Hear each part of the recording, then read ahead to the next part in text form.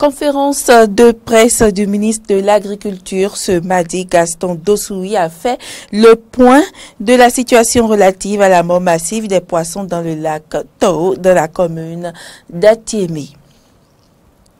Lancement de la semaine de la biodiversité et de la recherche forestière, c'était ce mardi où l'on célébrait la journée mondiale de la biodiversité. Et puis, le tout-puissant Polyrythmo à 50 ans, lors d'une conférence de presse, le groupe a présenté le projet de commémoration de ce cinquantenaire d'existence.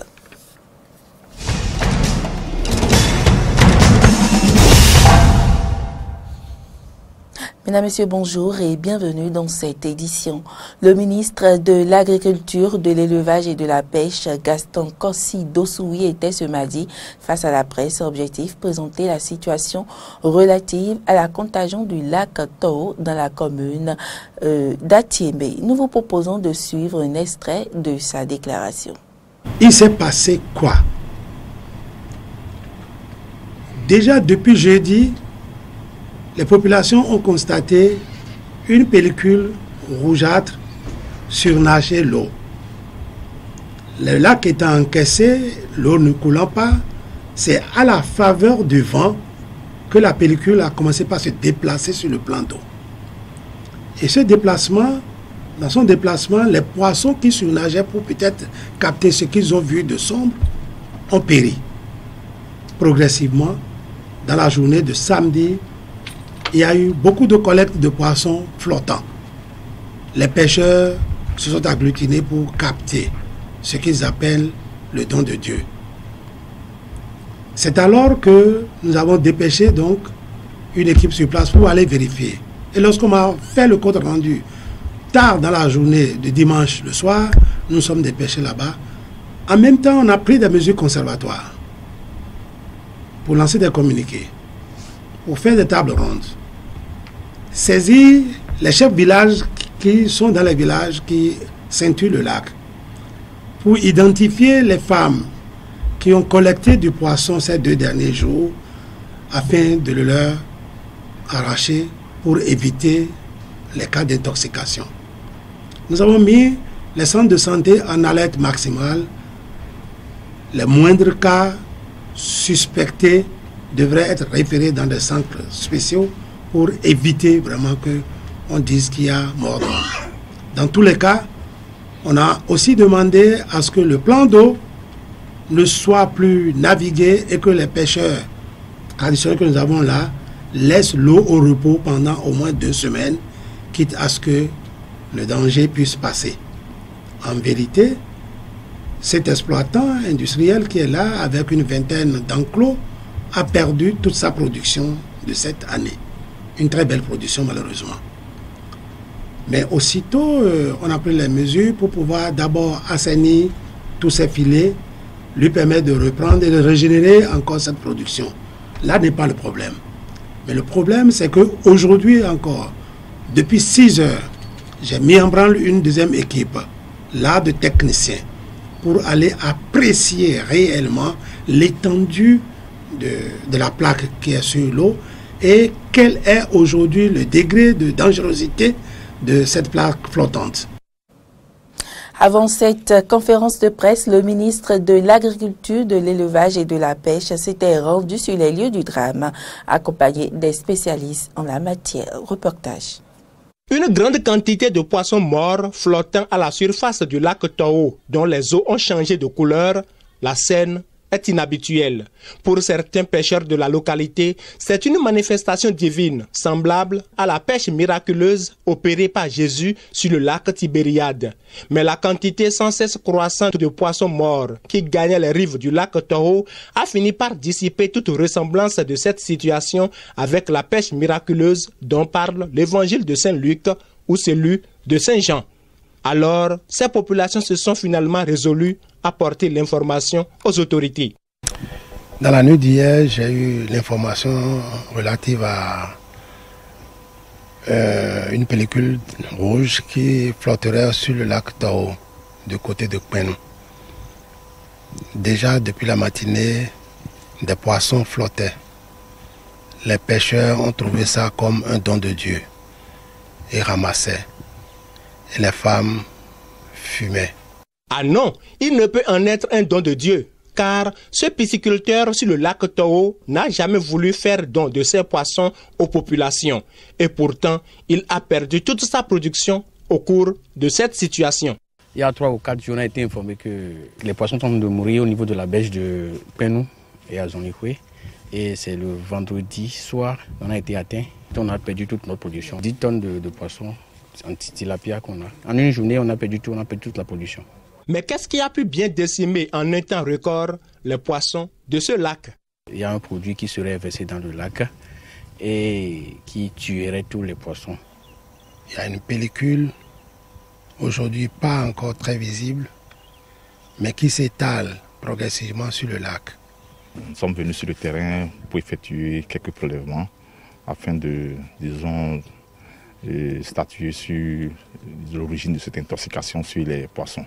Et comme vous l'avez vu, il y a beaucoup de flottaisons, il y a eu beaucoup de poissons morts. Certainement, c'est un produit chimique hautement toxique. Y a-t-il alors un risque d'intoxication à craindre pour ceux qui consomment ces poissons? Il y a un danger, il y a un risque d'intoxication de la population. Regardez très bien les filets qui sont par terre là. La couleur des filets est naturellement blanche. Mais les filets qui sont sortis de la zone où le nuage est passé sont rouges. Ça veut tout dire. Il faudra donc en appeler à la conscience des pêcheurs de cette localité qui continuent d'exercer allègrement leur activité. Nous sommes venus observer ce matin et il y a une belle brochette de pêcheurs avec leurs petites barres, leurs pirogues, effectivement sur le plan d'eau. Et sur le plan d'eau, les pêcheurs continuent de prélever. Plusieurs mesures sont déjà prises par le ministre Gaston Dossoui pour réduire la vitesse de contagion des eaux de ce lac et pour préserver la santé des populations riveraines.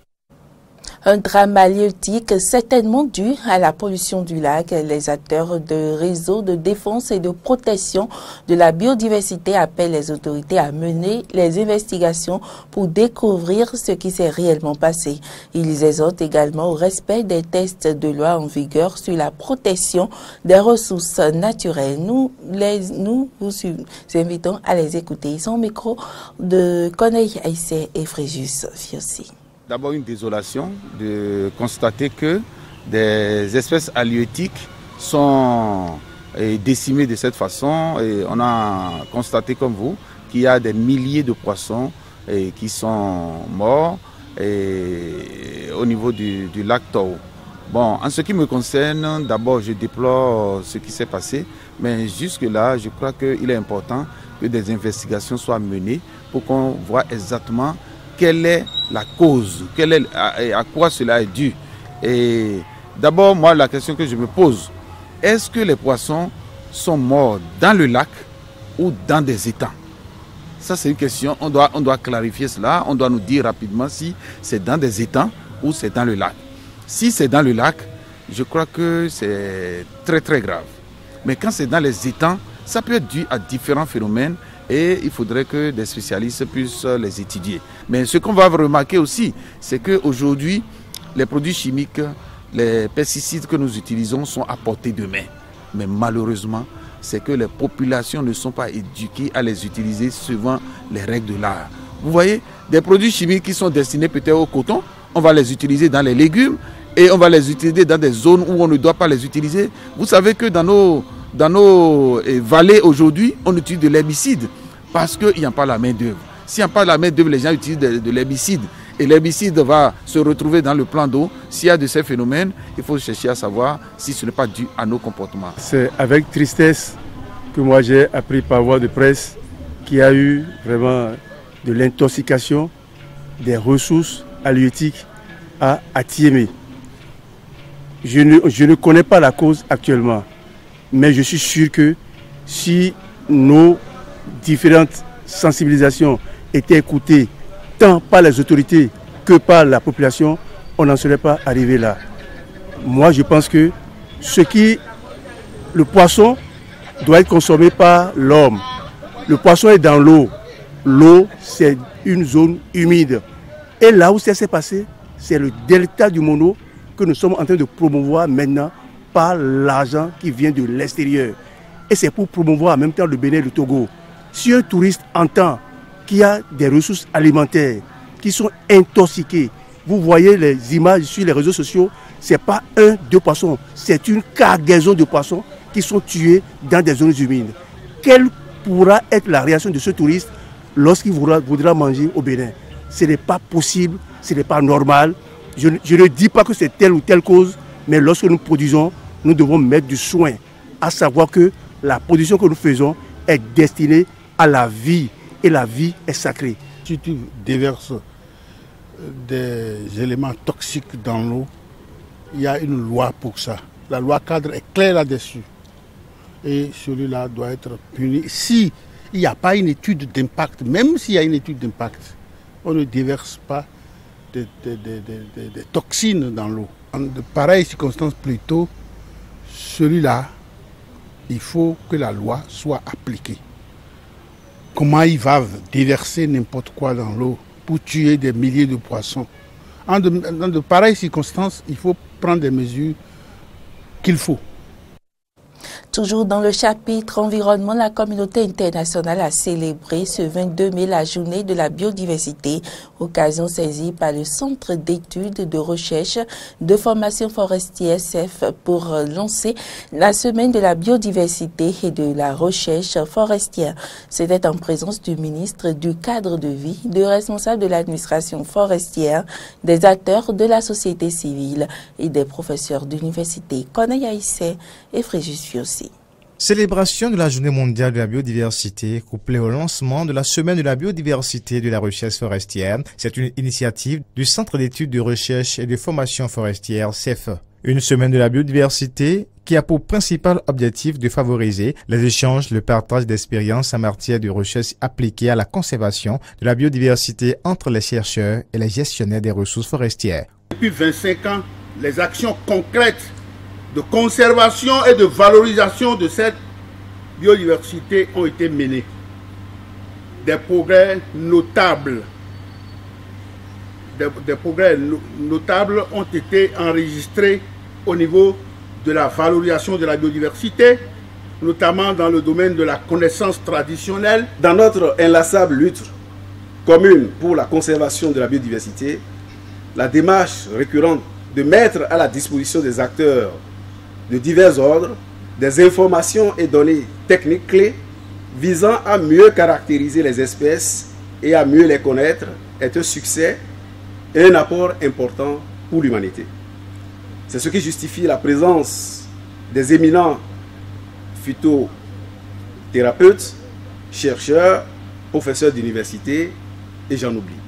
Et cette semaine de la biodiversité de la recherche forestière est organisée autour du thème Célébration de 25 ans d'action pour la biodiversité, thème également retenu au plan mondial pour la célébration de la journée de la biodiversité afin de rappeler l'histoire de la journée, mais surtout tirer un bilan sur les efforts déjà fournis et ce qui reste à faire.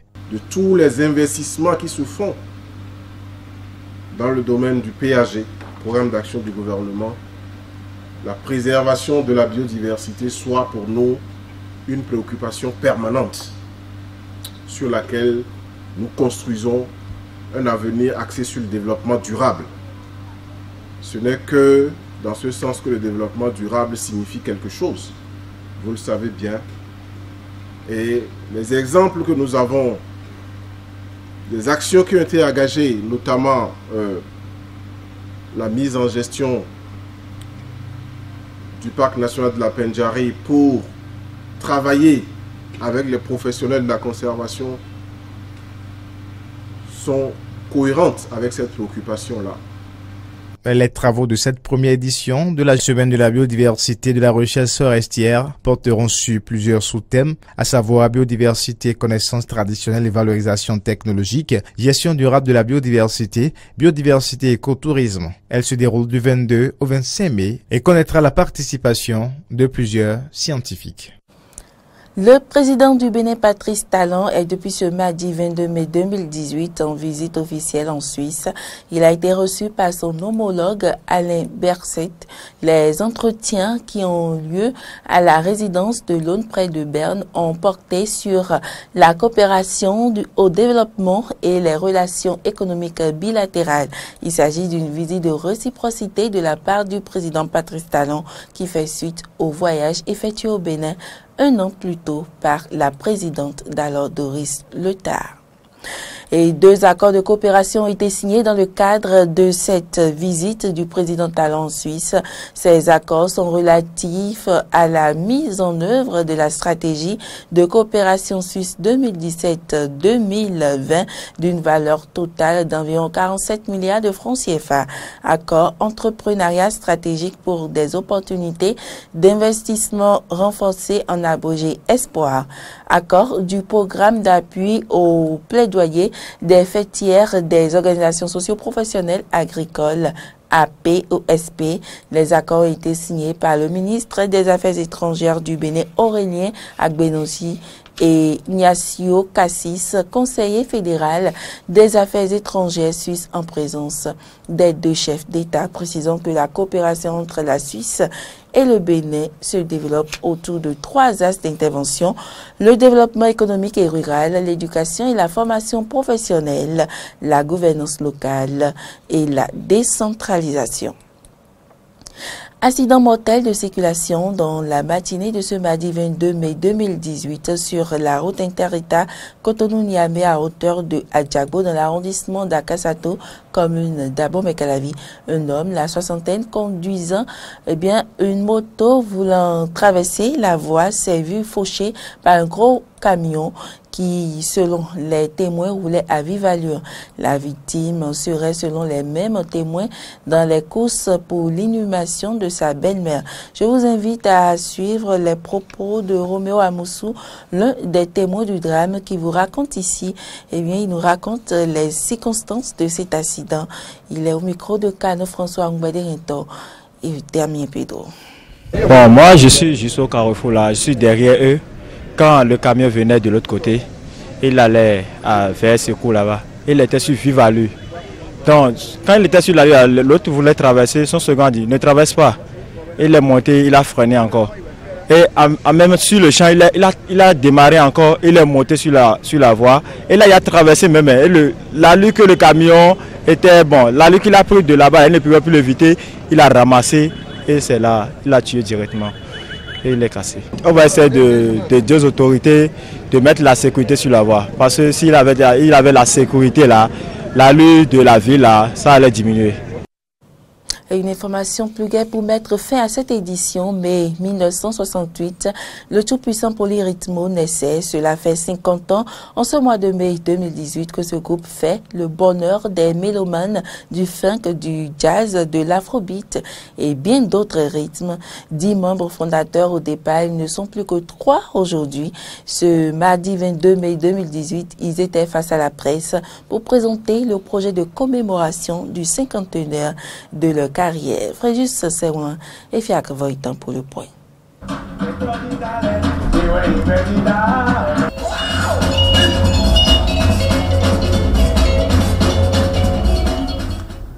Ce titre reste l'un des très célèbres parmi les plus de 1000 enregistrés par le tout-puissant orchestre Polyrythmo.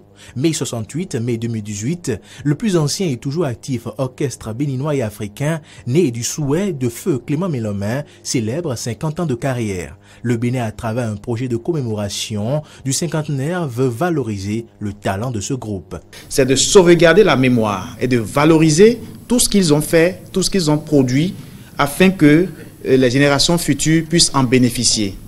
Deuxième raison, c'est de permettre également à la jeune génération de savoir que seul le travail et la persévérance sont les clés du succès en termes de carrière musicale.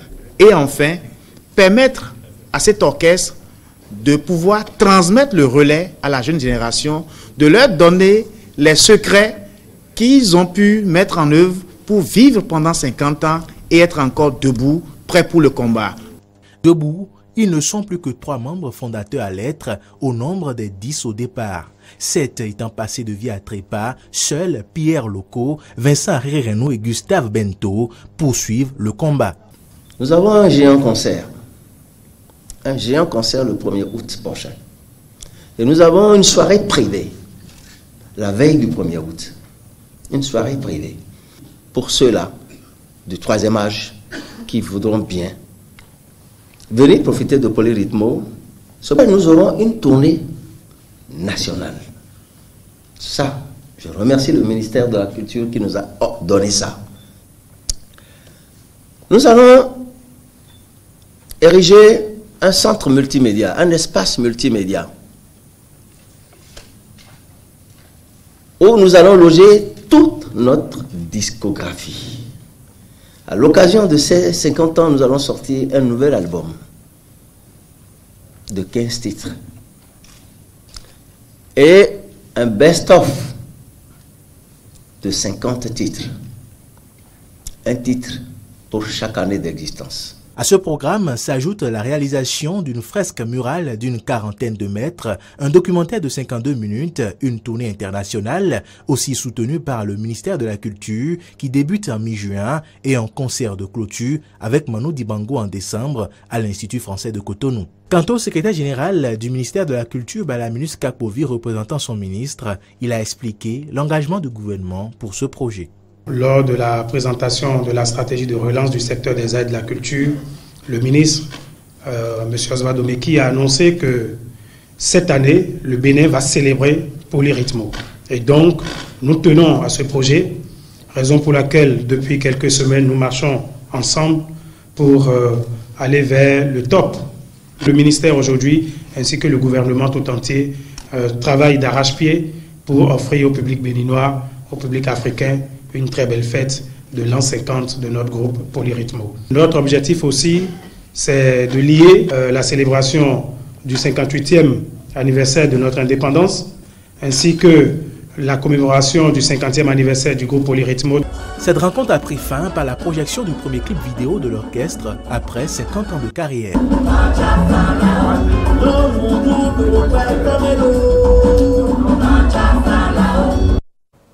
Et ce sera tout pour cette édition. Merci pour l'attention. À bientôt.